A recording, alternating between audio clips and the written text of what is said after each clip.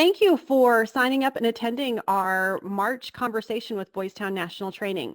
As I said, my name is Stephanie Emmerich, and I'm the manager of digital content here at Boys Town. And we have some special guest speakers with you here today. So I'm going to turn it over to Steph Jensen to introduce herself and then also introduce our other special guest. And so our topic today is social skill practice, or social skill teaching. It takes practice for both students and teachers. So we have some great topics to discuss today, and please ask your questions throughout, and we'll get to all of them. If we run out of time, we will reach out to you individually and also post them online. Couple little housekeeping things before I turn it over is one, yes, this is being recorded.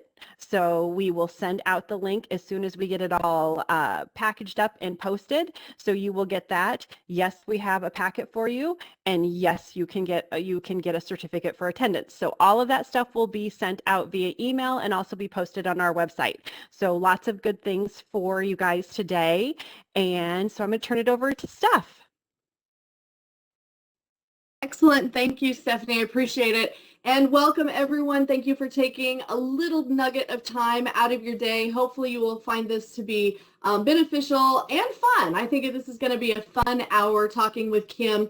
My name is Steph Jensen, and I started out my education journey as a middle school teacher and loved that as I was teaching English and reading, and decided to go on and become a reading specialist. And through that, I was able to take part in a research study that Boys Town was doing around a reading program that they were designing and implementing. It was really exciting for me because I had gone through the Boys Town training, the Well-Managed Schools training, and then to be able to be part of the reading program from there was really fantastic. I went from being that reading specialist to then working with Boys Town directly. So I've been working with Boys Town in the training department now for about 18 years. And I'll tell you, it's been a very humbling experience for me, because when I went through my first workshop as an educator, my first Boys Town training, and we started implementing it in our middle school, and I thought, wow, we are just rock stars. Like, we are just such a great campus. I thought, it was all about the great work and how committed all the professionals were there in our campus, which everyone was very committed. But what I learned after working with Boys Town directly is it wasn't us so much as it was the strategies and the tools, because now I get to travel all over the world and go into classrooms, and they're doing just as fantastic as what we were able to accomplish in our middle school.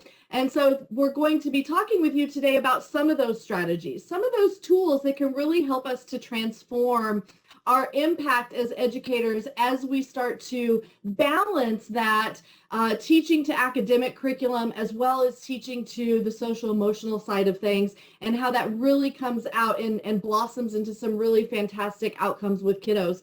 And so Kim is joining us today. She is, I'll let her introduce herself as well. She also has been exposed to implementing Boys Town, and I look forward to hearing some of her insight and see how kind of our journeys might have aligned along starting some of this implementation process. So Kim, I'll let you introduce yourself. Hi, everyone. So we definitely have a little bit of a time difference here. I'm in Arizona, so it's still morning for me, whereas it's afternoon for many of you guys. So I don't know if I should say good morning or good afternoon. This is my 21st year in education. So I spent my first 14 years teaching students with emotional and behavioral challenges. And that's when I first got to begin implementing the Boys Town process. I loved Boys Town so much that I continued with Well Managed when I went into the general education setting for 5th grade for 1 year. And then I came to another school district where I've been a special education coach for a program for students with emotional and behavioral challenges. And I was fortunate enough to work to bring Boys Town to our district. I loved it so much that I'm like, guys, this is what we need for our students and our staff to be successful. I'm currently now acting as an assistant principal, and I'm working to bring it to the campus that I'm here at. So that's how much I love and have used Boys Town in the past. Great. And so Kim, as we talk today about teaching social skills and the importance of practice for students and for teachers, I think that was one of the big things for me to try and wrap my mind around in initial implementation was thinking about, and especially as a middle school teacher, right, or a secondary teacher, thinking, why should I have to teach this? They're here for the academics. Why should I have to teach to behaviors? And that was kind of a paradigm shift for me. And I was really looking at teaching behavior as something very separated and different than teaching academics. And what these strategies helped me to start to filter out was that there's a lot of similarities. There's a lot of similarities in teaching to behaviors and grounding that in something. And I think that's what really made sense to me. Last month we talked with educators about staying on course. When you're talking with kids, when you're in the middle of a correction or when you're having conversations with kids, you want to stay focused so you don't get pulled off on detours or on bunny trails. And the question comes up, well, what do you do? Well, it starts with those social skills, right? Like if you can stay focused on a skill, you stay out of a lot of those side conversations, that side content. And the social skills are really the key to providing that foundation curriculum, if you will, in a similar form and fashion that we define our academic curriculum. And so I think that was one of the first things for me, was that I was looking at behavior differently than I had in the past, where before behavior was just sort of an annoyance, right? It was that thing that I was constantly, I didn't want to deal with it, but you have to deal with it. And so you kind of get on that track where you try and ignore it for a really long time. And then when you do finally decide, okay, now I have to deal with it, it just can get ugly, right? And the social skills, one of the things that I pulled from looking at social skills, and this actually Dr. Terrence Scott from the University of Kentucky, I love when he says, you have no right to correct behavior until you teach behavior. And that was like a big aha for me of, oh, that's right, I'm a teacher. So I need to teach not only academics, but I need to also teach to those social skills. Did you see any of those similarities, even yourself or with any of the teachers around you? Absolutely. So what we found is that most of the behaviors were stemming from a social skills deficit. So they were having the behaviors because they didn't know what else they were supposed to do. And so that's the beauty of having all of the social skills within Boys Town, is it gives the students and the staff those exact steps that they need in order to accomplish those social skills. Yeah, absolutely. And I really liked, I like how you said, I had written down, one of my little things was knowledge versus motivation. And with academics, it was really easy for me to kind of piece out, are they struggling because I need to reteach something, or they just weren't grasping something? Or was it a motivation? Was it something that they just, I'm not doing this work today. No matter what you tell me, I'm not doing it. And so I did that, I found that came pretty naturally when it came to academics. And which one of those is more difficult to deal with? The refusal to do work, right? And we talk about that, and we talk about that as educators and peers of, well, what have you tried when they just refuse to do their work? It seemed very natural in that context. And as we started to put into practice some of these strategies, I started to see that shift in those conversations amongst teachers as well. We're looking at, okay, so they're acting out, they're having some behavioral problems in class. Is this a knowledge deficit, or is it a motivation deficit? And the social skills really gave us something concrete to focus on of, okay, well, every time I give an instruction, this child has a meltdown. Or every time I hand back papers, this child has a meltdown. And so then we were able to walk it back and say, okay, well, is it because they just don't really know how to follow instructions? Have we ever really taught them how to follow instructions in our school environment? And I think those conversations started to shift when we started looking at it as, is this something that they just don't get? Or is it something they're just refusing to do? And again, just like with academics, if they do know how to follow instructions and they're just refusing to do it in our classroom, they're not motivated, well, then we have another whole set of things that we have to look at. But it brings it back to, what are we teaching? What are we teaching? How are we front loading kids with those social skills so that they can be more successful behaviorally in our classrooms? And so as we look at that and we think about it as a teaching approach, And I'm going to go ahead and I'm going to share our PowerPoint and just introduce you to the tools that we use, or the tools that we recommend when teaching social skills. And this really can be applied to anything, just breaking down our social skills teaching in the same format that we would do an academic lesson plan. And so when we look at this in our plan teaching model, we think about the importance of, if we're going to ask kiddos to be able to perform these skills, we need to teach them first. And so it starts out just like any normal lesson plan. Give them a hook, introduce the skill. So I might say, all right, you know what? Last night I was going to make some chocolate chip cookies. And I decided that I didn't really want to follow the recipe. I kind of wanted to do my own thing and see how it would work out. And how do you think that worked out for me when I didn't follow those instructions for the recipe and I just kind of threw in what I wanted to? Do you think that worked out good, or do you think it was kind of nasty? And then kids, you kind of open that conversation, just kind of hook them into, why would we need to follow instructions? Why is it important to follow instructions? So it probably was important for me to follow those instructions with this recipe. When are some other times that it might be necessary to follow instructions so that you get the best outcomes? And kids can come up with a lot of examples. It kind of pulls them in, draws them in.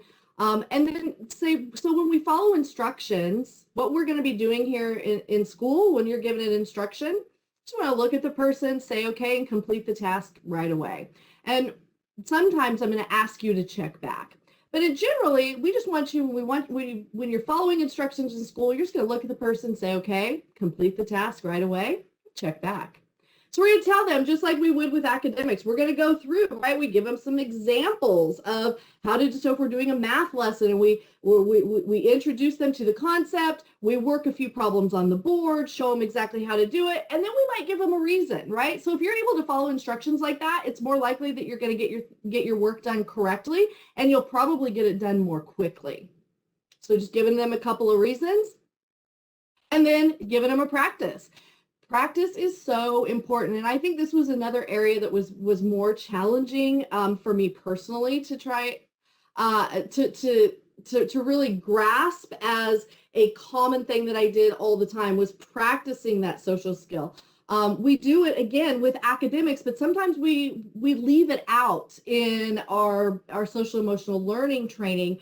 We might introduce them. We might do a great job of identifying those skills or identifying those behaviors, but then we don't go that next step of practice. And so finishing up this lesson plan, as if you will, with some practice. So I might say, all right, I'm going to have you all do this little activity, and I like to use the one where it says exactly how to draw a star, and you have the two, you partner them up, and one student is given the instructions to the other student. They don't follow them exactly, they don't end up with a star, which they almost never do, but it's just something fun to say, so, you know, this is how we follow instructions. So I think that this piece of it really helped to move from kind of the conceptual to the concrete, the conceptual of, okay, we have to teach to behavior, and then all of us wondering, well, what does that mean? How do you teach behavior? And I think the social skills kind of provides that foundation. Once you have the social skills, you can lay it out into a lesson plan format. What were was this something that was a new concept for you, Kim, or something new for the staff that you work with? How did you see it? And even for kiddos, do you have any examples of kiddos kind of stepping back and saying, what are you doing? Yes. So when I was in the classroom teaching, we actually adopted the SEM model of Boys Town mid-year. So it was definitely a shift for the teachers and the students. So that's like, wait a minute, what are we doing? We were teaching behavior, but not as prescribed as it is with Boys Town. And it just made it so much easier. And then just knowing that each day we needed to focus on a social skill in order for those students to overcome the deficits. In bringing Boys Town to my current district, it was the same thing. The teachers are like, we've never done this before. How do we do this? And just like Steph was explaining, getting them to wrap their heads around You're going to plan for it just like you would plan for math, reading, writing. It made it so much easier for them. Another step that we took is we made a skill rotation. So all of the teachers were teaching the same skill at the same time for that initial implementation. So that way the students were all hearing that common language no matter what classroom they were in. And then we also could share resources if the teachers needed some new ideas. I love that. And I think that's so important. How did the teachers respond to that? Because I think one of the things that you start to see is that now they're all our kids, because we know that they've all been taught the same thing. And so, it might just be me, but I know when I was teaching in an elementary, it was an elementary school that was K through 6. And, I kind of avoided the little people, right? I didn't think that I was a middle school person. And so, those aren't my, those kindergarten, first grade teachers will take care of that. And I just kind of ignore some of that. And I think maybe some of the elementary teachers were the same way. Kindergarten, first grade teachers, like, no, I'm not going to talk to that 6th grader, right? But once you start to do that skill rotation, we all are setting up those same expectations. I think it makes it easier not only to kind of embrace that concept of all the kids are our kids, but it also helps us to have better conversations amongst one another, because now there's no confusion as to what the expectations are. Absolutely. And I would say, coming from the special ed program, there was they were overwhelmed. I was like, what do you mean we have to create all these lesson plans? And how do we do that? And what does that look like? So really just going through the steps that we have in the PowerPoint right now helped them to wrap their brain around what it needed to look like. Coming into my current district, I already had so many planned that I could share what it looked like. So that helped to ease that frustration. When we were using it campus-wide, so using both the well-managed and the SEM model, it provided greater reintegration opportunities for our special education students, because we had more of an alignment of what the expectations were behaviorally going from a self-contained environment into a general education setting, and it helped them to be more successful. So definitely that common language and those common skills helped to bridge that for us. Yeah, and I think that's a good point too. I think it really does it starts to really infuse into the culture. I think as we teach and practice these skills, we also start to apply them more in our interactions with one another, which really does then promote a more positive school climate. And I heard Absolutely. And I know that we would work with each other saying, hey, right now, are you using your skill of focusing on yourself, or whatever skill it was we happen to be talking about, holding each other accountable, so that way we were modeling it appropriately for the students. Yeah, I love that. And you gave us a nice segue when you said, then when I went back to do it again, I had all these lesson plans. Does that mean that you had more practice? I had so much more practice that I was able to share with others. Yes, absolutely. And you become more comfortable with it. And that was something we were talking about yesterday, is that in the beginning, it feels a little clunky and it doesn't feel natural, kind of feels uncomfortable. And then the more you do it, the more you practice it, the more natural it becomes. And I think that as human beings, sometimes that practice part is uncomfortable. We want to take that concept and say, okay, I got it, and then move on. But we sometimes miss that piece of actually practicing it. And if we don't practice it, we're much less likely to use it in those moments where we maybe could be pulled down a detour with kiddos. And so I love this when we look at the importance of practice, and we like to share just that retention rate, where if we just talk about it, if we just introduce a skill or an academic concept, they're going to have about 5% retention rate, about 5%. If they read it, they're going to have about a 10% retention rate. If we tie the two together with audio and visual, we're going to have about 20%. If we demonstrate it for them, they're going to have about a 30% retention rate. And then if we followed up with a discussion, about 50%. Now, I like to say or compare this to, the big sales, like after Thanksgiving sales or after Christmas sales. I'm not getting out of bed for 30%. I'm just not. It's just not worth it for me, right? It's got to be a much bigger payout for me to get up at 4 in the morning and go stand in the line.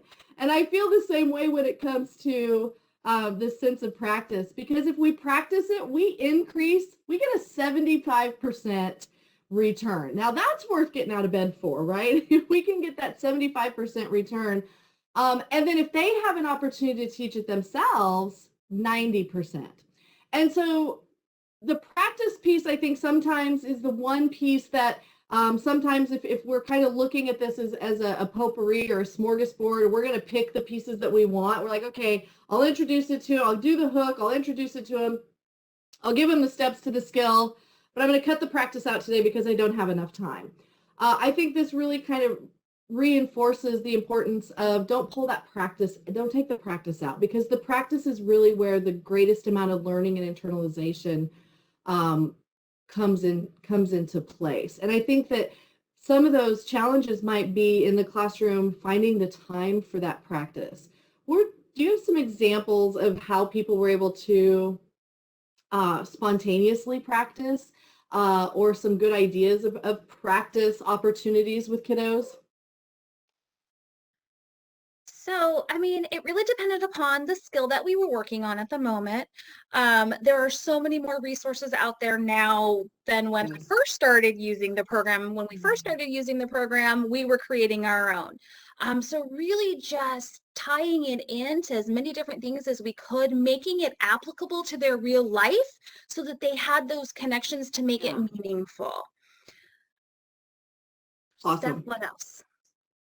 Yeah, and the teaching piece of it, I've seen in some schools, in some districts where they then will let the kids teach the skill. And kids are great with video and pictures and when you open that up for them to then teach, so maybe you have your fourth graders do a video on following instructions in the classroom, or accepting a no answer, and do the right way, the wrong way, and the right way. And then you can show that to your first graders. I think it really gets that buy-in, but it also then gives students a bigger voice in creating that overall school culture. And so finding ways for them to teach it to one another or teach it to others just really solidifies it even more. And I know that's a big component in the alternative settings. Did you have any opportunities to have some of those kiddos teach new kids coming into the program? So we had some of our upper grade, our 6th, 7th, and 8th grade students go into our kindergarten, 1st and 2nd grade classrooms and teach skills. So each student took a skill and then they went in and taught the younger students. They loved that. And then our program had talked about it for several years, about doing some recordings on how to use the point sheets and how to do the different skills for new students so that they would have an understanding of what they were walking into. I know that our program didn't have the opportunity to get quite there yet when I had left the program, but I know of another school that did it with great response. So not only were the students learning like we've been talking about because they were teaching it, then the newer students also had an understanding of what was happening. Yeah, I love that. And I think that that's where it goes back to the social skills. Really, that is your core curriculum for your social emotional learning and creating that positive school culture. Because once you have that core curriculum, you can really tap anyone to have a role in teaching it. Once you're able to define it that clearly, you can have other students, teaching or using it in mentoring programs or using some of those strategies. And I think that was one of the great things that I think that social skills really, that really is the key to bringing that cohesiveness, because regardless of where you are, regardless of the age group, we still know exactly what these concepts are, and we're able to all speak to them at that level. It just really kind of pulls that curtain away. So the question comes up sometimes, how much practice is too much practice, or how much practice do we have to do? And I'll open that up to you. What are your thoughts? How much practice do you need?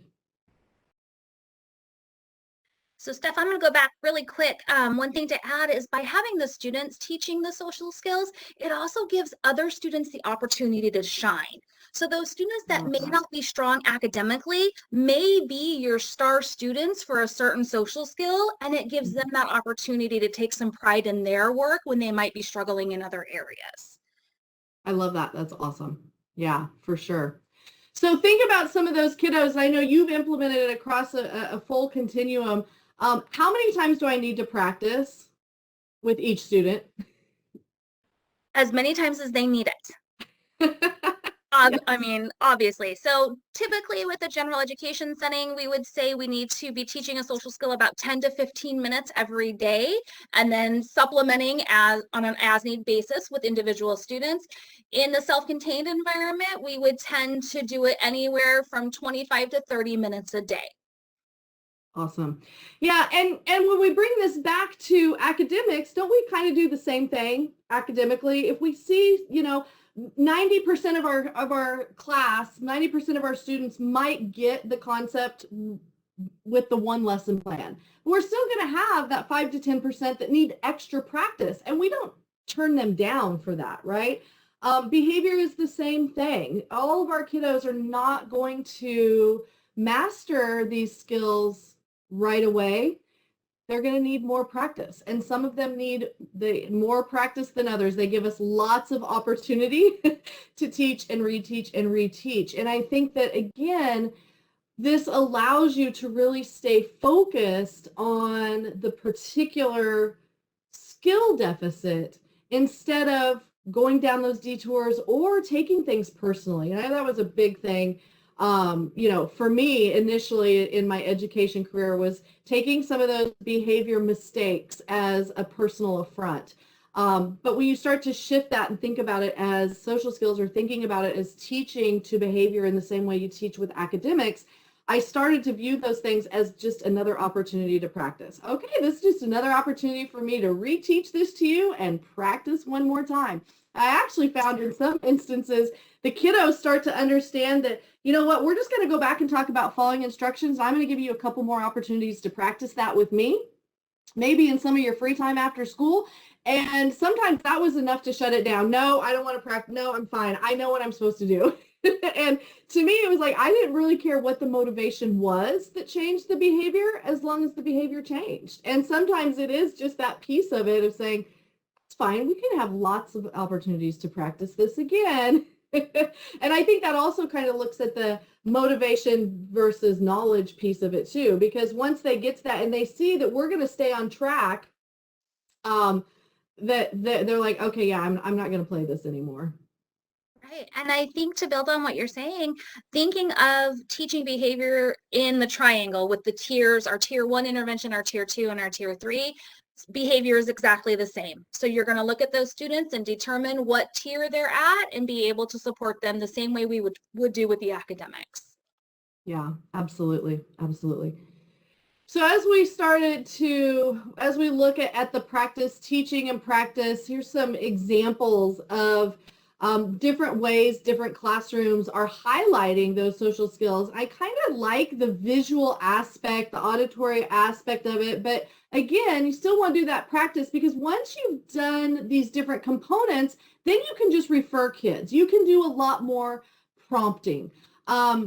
Do you have any examples? Have you seen some of the effectiveness of following the practice, then being able to just prompt kids? Because just because we practice it doesn't mean we're going to master it.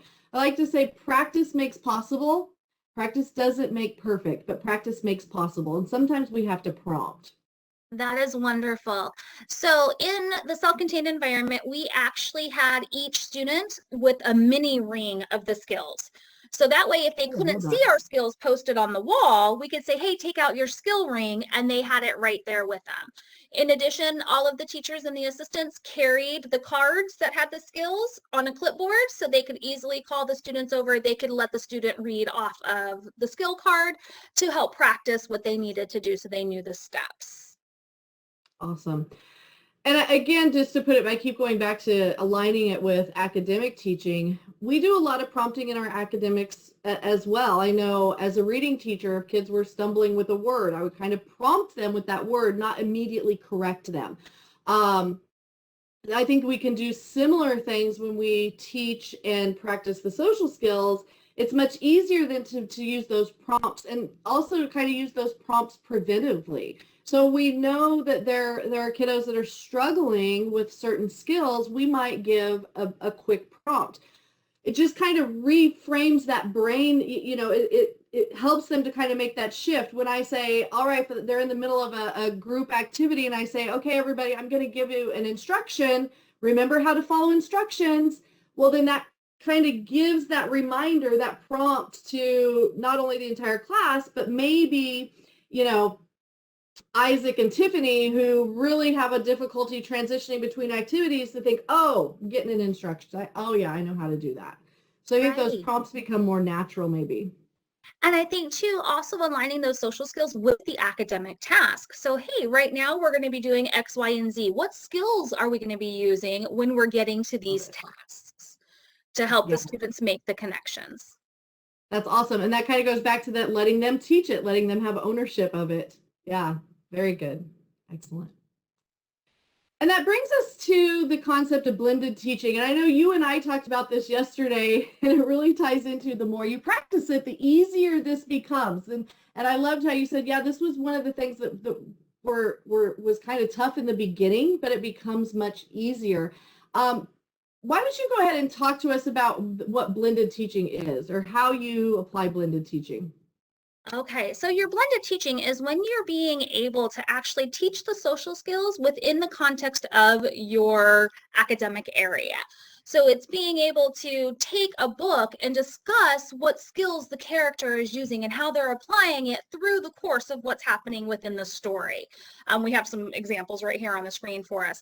But that blended teaching, like Steph was just telling us, it takes time. So when you're in your first and second year of implementation, give yourself grace. So like we've been talking about today, it's all about the practice. So in the beginning, blended teaching might not be feasible for you because you're learning the skills right along with the students, and that's okay. The more you start learning the skills and you don't have to constantly look up and see what the steps are, and you're being able to teach it on a daily basis, the more natural this is going to become. So please give yourself grace as you are starting to implement the blended teaching process. Mm-hmm. Yeah, awesome. And so some of these examples, and one that I really love, and I've been a huge proponent in 2020 and 2021 of the importance of teaching kids how to stay calm. I think it's one of our key social skills that really in this day and the times that we're living in, emotions are running high. Stress is high. We know that we've all experienced a collective trauma with COVID-19, and may have experienced higher levels of stress. And so we're able to teach that social skill of staying calm. However we do that, giving kids some tools to be able to manage those big emotions. So then when we start to see them getting escalating a little bit, we can prompt them with that staying calm. Well, once we've taught it, like we said, we can prompt it, but we can also start to blend that. Once we know that we've taught that concept, then it makes it easier to fold it into our academics. So I like the one, if you're teaching science, you're talking about the boiling point of water. We know that there's a boiling point of water, right? And how do we know that, what are the precursors, or what are some of those things that happens to water before it actually starts to boil? And you say, you start to see the steam, you start to see little bubbles on the bottom, you start to feel it's getting warmer. Well, that's kind of like when we talked about staying calm. Is there a boiling point for us as well, right? And so you can kind of talk through and tie those skills into those academics. I also love the one of the kids at a museum, and they're looking at a piece of art. Well, that might be a really good time to prompt them or talk about disagreeing. We know that we might see this thing completely different, but we have a process, we have a social skill of how to disagree. And so even though we might not all think that it's the most beautiful piece of art, we can still have a conversation and disagree about whether it's the best thing in the world or the worst thing in the world. So you start to become more natural at blending those social skills that you've already taught into those academics so that they aren't so completely siloed. And I think that, like Kim said, that's a point where we want to get to that point, but it does take some time. It also takes some pre-thinking, if you will, during your lesson plan. If you're actively thinking about, okay, I'm going to be teaching this a chapter out of The Outsiders where they're going to disagree, maybe we could front load that discussion with reminding them about disagreeing in class and how that disagreement might have ended differently. Or we might talk about problem solving and how we know what the situation was and we know what option they chose. Were there other options? And so it just really aligns then with that social skill, with that problem solving process that we can apply into our academics. Any other examples or thoughts around blended teaching? Or any questions, Stephanie, in the chat? Yes, we did have one back. I want to kind of circle back to Kim. If you could talk a little bit more about how, when you said, how did the teachers in your old school kind of take it all in with the, I don't know, with implementing and some of the new strategies and making some of those changes? Awesome. Okay, so within our self-contained environment, it was a pretty natural transition for us because we all were behavior minded. So it gave us a very clear and distinctive curriculum, for lack of a better way to say it, to implement within our classroom setting. Within the general education setting for well-managed, it really depended upon the personality of the teacher. So if it was somebody who could immediately see the benefits of it, they jumped in full force, they were ready to go. If it was somebody who couldn't quite wrap their mind around the benefits of using it or how it was going to be so impactful in their classroom, it took a little bit longer to convince them. The good part of that is they were able to be convinced. So they were able to start seeing the impact of using the program and the social skills within a pretty quick time. I heard a lot of comments of, wow, at this time last year, my students weren't able to do this. Or my students are actually following instructions in October rather than January, because they had started being able to use the social skills effectively within their classroom setting. We also heard changes the longer we were able to implement from grade level to grade level. So you start seeing it build across the entire campus. So the third graders going into fourth graders already had most of those social skills down. And so now it was learning how to apply them at a higher level the older that they got. Mm-hmm. Yeah, that's awesome. You know, I see kind of a trend. I feel like when you start to introduce these strategies and start to put them into practice as a campus or even as a teaching team, we as educators kind of follow along the same triangle. We have about 80% of us that once it's introduced, it's just like, oh, no, of course, this is what I was missing. This was the piece I was missing, and everything kind of falls into place. And you start to, you know, focus on those social skills and front loading some of those things. You have about 15% of your teachers that are kind of like, are we really going to do this? I'm not fully committed until I see if this is going to be a real thing. You know, they're your bench sitters, right? They're kind of just watching and seeing. They'll dabble in it a little bit, but they're not going to fully commit yet. And then you have your 5% that are like, no, they need to do it because I said so. But what's so interesting, like you said, is as you go through the year and as you see, you start to see some of the shift, those 5% a lot of times become your biggest cheerleaders because it makes life so much easier because you spend so much less time in that zone of correction. And correcting behavior is exhausting. And so once you start to see that, okay, well, if I teach the behavior, I give them opportunities to practice, I prompt them, I have to spend a whole lot less time in correction. And this makes my life easier. And so I find that, like I said, we kind of fall along that same triangle as a staff. That 5% a lot of times can become your biggest cheerleaders. Yeah, absolutely.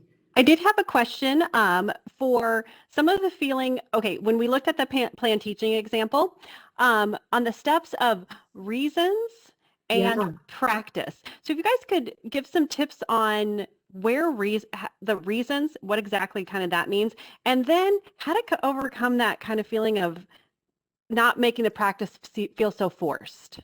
Nice. Excellent. Let's go back. I'll pull that slide back up.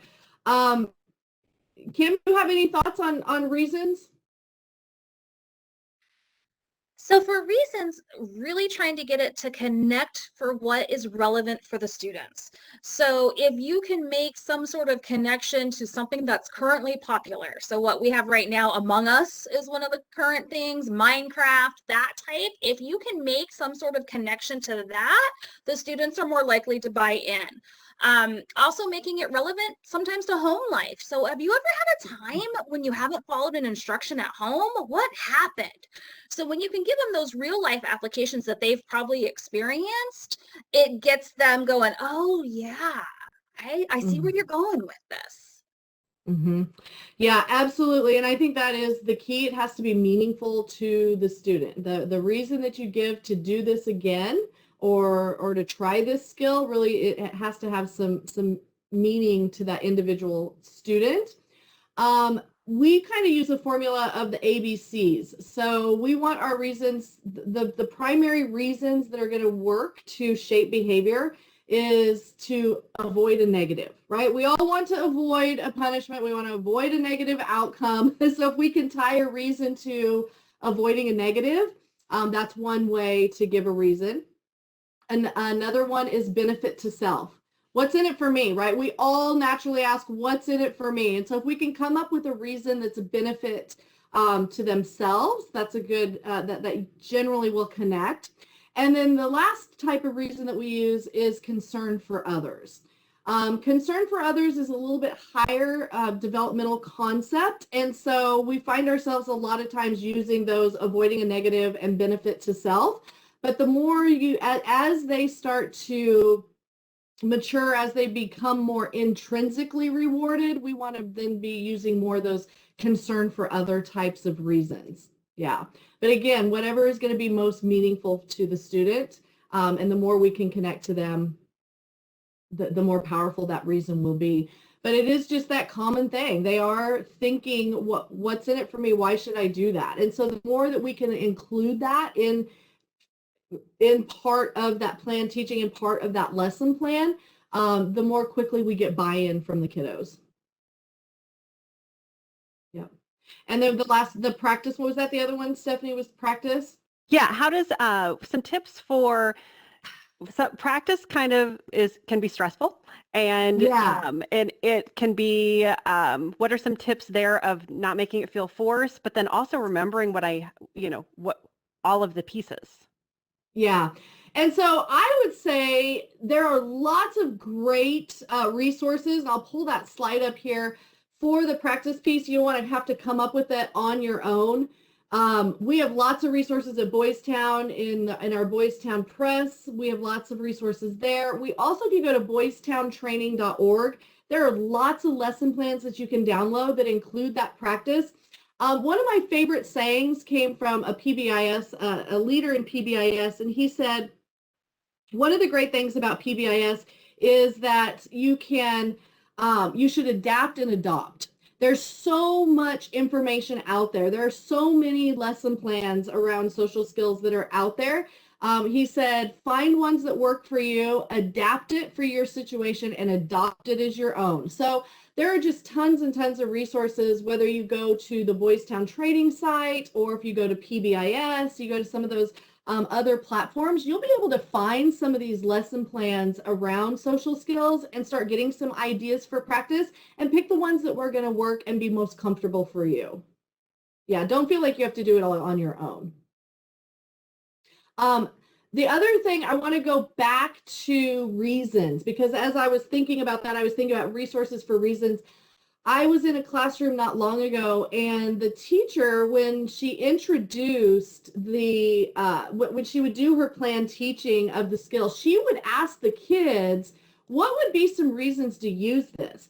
And their responses, then she would jot down, and she made posters out of their responses. And so next to her poster of how to follow instructions, she then also had the reasons down below that. And so in the moment, and I thought this was brilliant, she wasn't having to come up with her own reasons when she was working with students. She was able just to look up at the poster and say, oh, you remember, we thought it was really important to follow instructions so you could get things done more quickly. And so she wasn't having to come up with those off the top of her head. I hadn't seen that before. I've shared that with a few people. I really thought that was a brilliant idea. Yeah, Excellent. that's great. And does anyone else in the audience have any questions? You can type them into the chat box. And just a couple, we've had quite a few questions that people want to know if they're going to get the presentation. And yes, the strategies that we've shared, we will get to you. I do want to share one of the packets that we're going to email out to everyone. Because it's a social skill lesson plans and activities. And then we also have, I need to go this way to share. There we go. Okay, and everyone who is here today will be getting this PDF lesson plan packet. And so it's a mix of lesson plans from one of our books, The Tools for Teaching Social Skills in Schools. So it has a format for those. And then we also tried to cover some different strategies for different age groups. So you get so we pulled some, depending on age groups or students that you're working with, we have lesson plans and activities from many of our storybooks. And I saw a comment of many of you are already familiar with Julia Cook. So we have a couple from Julia Cook, but we also have three from Julia Cook, and then a few of our other authors. So there's some activities here. And then we just have some nice general social skill worksheets too that help with this practice. So this is one of them that you'll also be getting. And these are ones that are not currently on our website. And then I wanted to share with everyone too that right now, for being a participant in this webinar, you do get 25% off of any of our activity guides and storybooks at Boys Town Press with just the coupon code PRACTICE. So you can go to boystownpress.org and that will be in there, and that's a kind of just a little something that you can shop through our activity guides and the things that we have that can help and continue to do that. And just a plug too, in addition, if it's not already covered, Friday is National Social and Emotional Learning Day. Yeah. And so we will also, there will be a sale all weekend on storybooks, everything from Boys Town Press. So that if you're a big Julia Cook fan, it's an awesome time to get some of her storybooks or activity guides. In addition to Julia, we have lots of other authors, and all of the books have a social skill lesson, and many of them have additional activity guides that go along with it. So we always look at our storybooks as 7-minute social skill lessons, but then if you get an activity guide on top of that. Awesome. Let's see, we have a question. Let's see, we are in the process of incorporating restorative intervention practices program in our district. Middle school, high school in our district is incorporating restorative center area, aka peace room kind of thing in our secondary campuses. What are some good resources to have handy to help students work on social skills when they visit the center? Any good must-have books to reference to? So I would say any of the lesson plan books. I would also really recommend our manual called Tools for Teaching Social Skills to Youth. That one, Teaching Social Skills to Youth. It's Teaching Social Skills to Youth. And Stephanie, I don't know if you want to put that in the chat. Yes. Teaching Social Skills to Youth is a really good one because it has all of the social skills. What are we at, 182? 183. 183 social skills. that are already broken down, and it gives you some great tips and strategies for implementing a social skills type curriculum or social emotional learning. We did a lot of work with restorative practices, and we were working in Chicago Public Schools in some of their high schools. And they found that when they were able to align the social skills with circle time, it helped that circle time to be more impactful. And so just as a quick example, one of the things that they would do in circle, and they would keep this in the middle of circle every single time, were the skills of listening and having a conversation. And in their first session, in their first circle, they would ask the kids, okay, which one of these are two social skills that are pretty common, listening and having a conversation. Which one is more difficult? Which one's harder to do?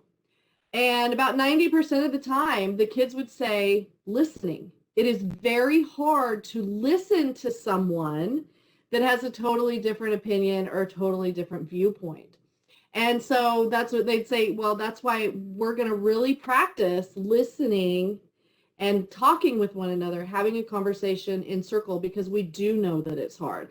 And so they also would have disagreeing. They would align that social skill of how to disagree during circle, so that they had that foundation. They also would use the skill of staying calm. So because, emotions can run high, and so they wanted to front load them with that skill of staying calm. So this is a really great way so that we aren't just assuming that all kids know how to sit, and have constructive conversations within circle time. It gives them just that little additional teaching before we get into the middle of it. So great question. And so that teaching social skills to youth would be my number one recommendation.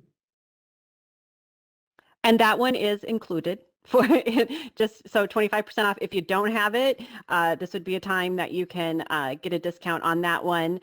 In addition to that one, there's a few higher level activity guides by Cindy Dodd, and those are and Tammy Zentik. Some of them are like what is it? There's a 13 and counting series. Does your hamburger really have to be round? Be the difference. Rescue me. So those are some, and those would be good things there. A question from Renee: is that good for elementary as well? Are you asking about the Teaching Social Skills to Youth book, Renee? Yes, absolutely. And with that book, it goes from basic skills up to advanced complex to 183. So yeah, absolutely.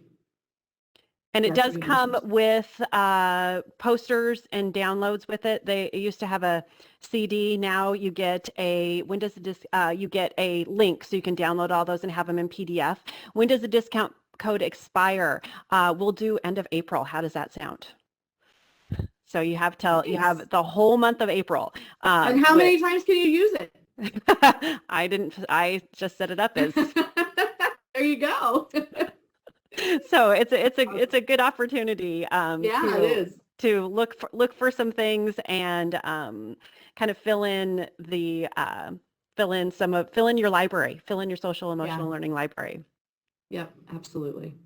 Let's see. I think we have we are implementing an enrichment program. Okay, so I don't see. Evelyn, SOTAs and problem-solving activities are conflict resolution activities for the Peace Room. Those are very good suggestions, and there is actually a SOTAs lesson plan and activity on the Boys Town training website. And there's a couple books by Brian Smith. There's one that has SOTA lesson plans, is based on SOTAs too. So that one, the storybook might be for a little younger early middle school, but on the website, that's a good example of the SOTAs and the POPs. Is that on the link? Let me send that link to everyone so we get that. I'll put that in the chat. And let's see. Well, we're getting close to 2:30, so this was a great conversation. And Kim, thank you so much. so for joining us. It was so great to have you. And Steph, thank you guys. This was such a wonderful conversation and lots of great tips and information. And we'll be having another one. We have our May, I'm jumping ahead. April. Goodness, our April conversation. We haven't got our date yet, but it's going to be on creating calm in the classroom. So, and thank you. My cat decided to join us. We just go with it.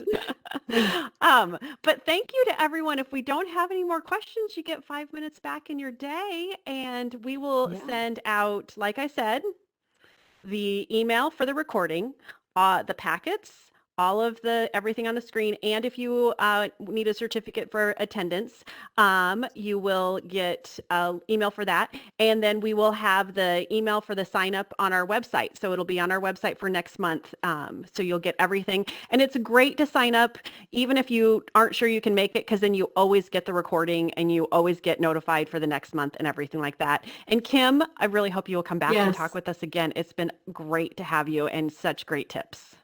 Thank you. I appreciate it. Anytime I'm available, I would love to step in and help. Yay. Great. Thank you so much, Kim. I know you're busy, so appreciate your time today.